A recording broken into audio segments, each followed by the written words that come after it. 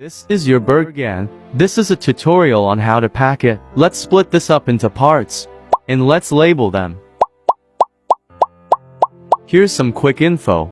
Your sleeping or roll mat will always be on the top, being held by the clips of the main compartment cover. You gotta keep your waterproofs in the very top of your Bergan's main compartment. This makes it quicker to get them out when the weather has a change. Having your Basha and TIs on the second layer can make it super easy to grab and quickly put it up.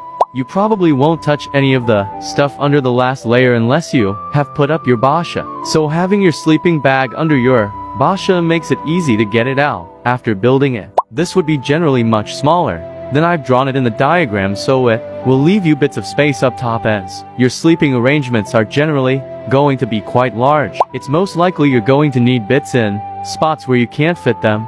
The spot is just where you put those things. I sometimes don't, but I know many people have issues with not packing it. Warm clothes are always good if you're someone who gets cold easily or just need an extra layer. Wrap pack bags are about the same size of a side pocket, not really any other reason to have it there. That's it. Hope this helped. Good luck with your next field craft mission.